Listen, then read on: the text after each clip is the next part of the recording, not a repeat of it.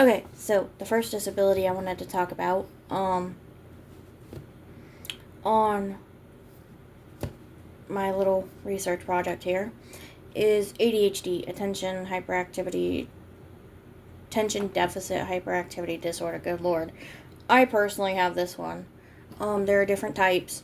The first type is inattentive. They're easily distracted, have trouble following directions or finishing tasks, poor listening skills, trouble paying attention, careless mistakes, forget things easily, have problems organizing, have trouble sitting still, often lose things, and daydream a lot. The second type is hyperactive impulsive. They often squirm, fidget, or bounce when sitting, have trouble staying seated. They are not able to play quietly by themselves, always moving, such as running or climbing on things, talk excessively, have trouble waiting for their turn, blurt out answers, and interrupt others. Combined type ADHD, they have symptoms from both sets of ADHD. I have combined type. And then ADHD symptoms in adults. They include often being late or forgetting things, restlessness, trouble controlling anger, impulsiveness, trouble staying organized, procrastination, easily frustrated, often bored, trouble concentrating with when reading, mood swings, and depression. So ADHD is pretty much something you are born with. Like I said, I have combined type. But it is, it can be a little bit hard to deal with sometimes, especially the executive function part, because sometimes I literally will think about doing a task and I just can't do it, no matter how hard I try. So ADHD is a neurodevelopmental disorder. The condition can be diagnosed in childhood or adulthood. The symptoms often change over time. Coexisting conditions. More than 2/3 of people with ADHD have at least one coexisting condition. Common coexisting conditions include mood disorders, anxiety, autism, and tic disorders like Tourette syndrome. I have 2 anxiety disorders and depression. So those 3 mixed is not a very fun thing. A lot of people with ADHD tend to hyperfocus. They zone out, or they have executive dysfunction, which is difficulty executing and completing tasks from start to finish. Some people have racing thoughts, impulsivity, which can manifest as reckless spending or interrupting others, having a low tolerance for boredom and a need for stimulation. Emotional and functional challenges with ADHD, time management difficulties, procrastinating, difficulties regulating emotions, like strong emotions like anger or sadness, low self-esteem, trouble with sleep, things like that. So ADHD is not fun. There are 3 types of ADHD: predominantly inattentive, predominantly hyperactive impulsive, and combined hyperactive impulsive inattentive. I have the third one. The predominantly inattentive type is characterized by difficulties in maintaining focus, following instructions, and organizing tasks, often resulting in forgetfulness and distractibility. Predominantly hyperactive impulsive type, ADHD is characterized by excessive activity, restlessness, impulsivity, and difficulty waiting or taking turns, often leading to disruptive behavior. Combined type hyperactive impulsive and inattentive ADHD is characterized by a significant presence of both inattentive and hyperactive impulsive symptoms, leading to challenges in multiple areas of function. I forget a lot of things. I have a horrible time trying to control my temper and bite my tongue. And I often, when I get frustrated, I start taking it out on everyone else. While ADHD is more commonly diagnosed in males than females, the typical ratio of 3 to 1, This discrepancy suggests that many girls with ADHD remain unidentified and untreated, leading to long-term social, educational, and mental health consequences. A 2020 consensus summarized key points for the detection of ADHD in females. Females present with both inattentive and hyperactive impulsive signs, although hyperactive impulsive signs may be less severe or noticeable than in males. Emotional issues such as low mood, emotional lability, anxiety, and emotional regulation problems may be more common or severe in females with ADHD. Girls with ADHD are more vulnerable to bullying, increased dropout, academic underachievement, and decreased self-esteem and self-concept. They may not show as many behavioral problems as males, and compensatory behaviors may mask behaviors and difficulties. Dysfunctional coping strategies such as alcohol or drug use may be used to deal with emotional problems, social isolation, and rejection. Girls and women with ADHD may have become skilled at camouflaging their struggles, using compensatory strategies, leading to an underestimation in their underlying problems.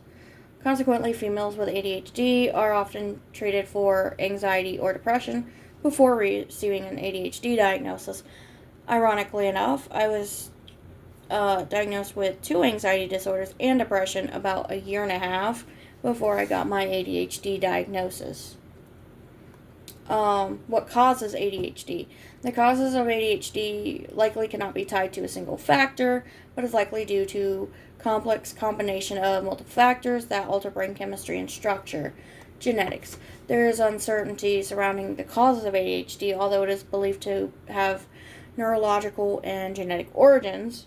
This means that if someone has ADHD, there's a good chance that they have a family member who has ADHD as well.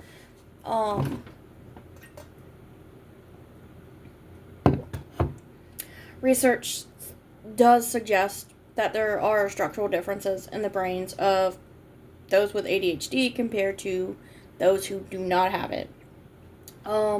It was found that those with ADHD had reduced gray matter volumes in their anterior cingulate cortex, occipital cortex, cerebellar regions, and bilateral hippocampus and amygdala.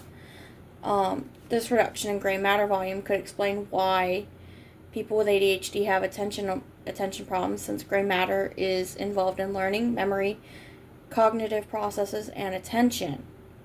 Some people believe that environmental factors have something to do with this, such as like brain injury, premature birth, or low weight at birth. But those have not been proven or disproven. They're just kind of floating theories that people have just kind of come up with. It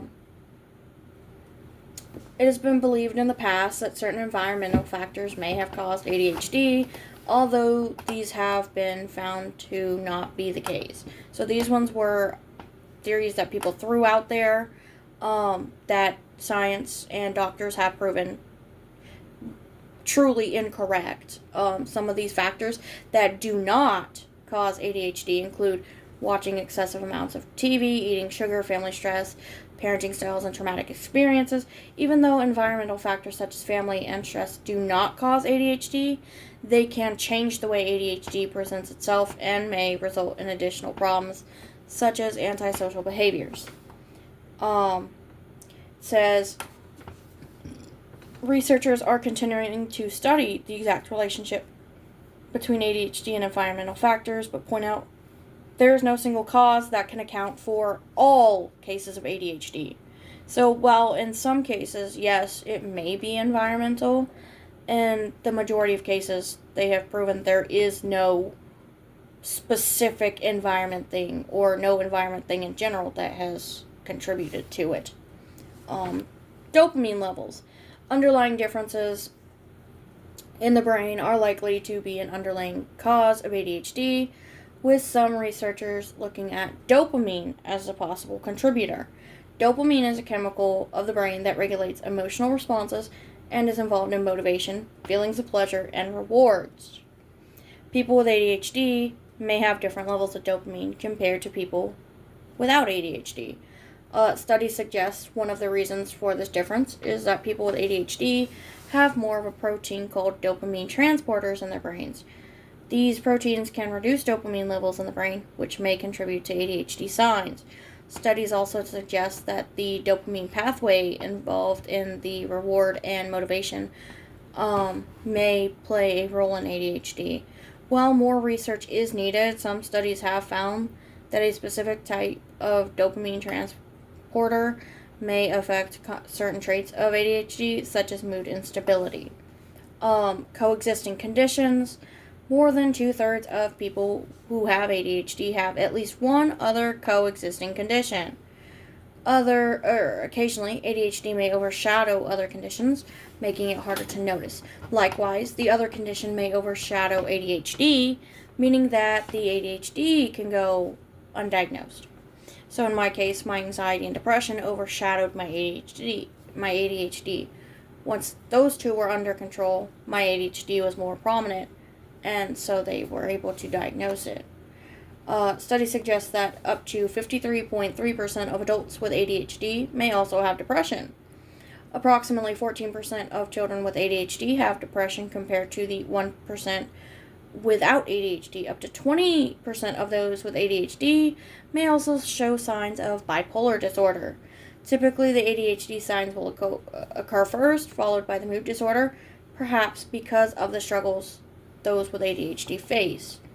Anxiety. It is common for people with ADHD to also have a coexisting anxiety disorder.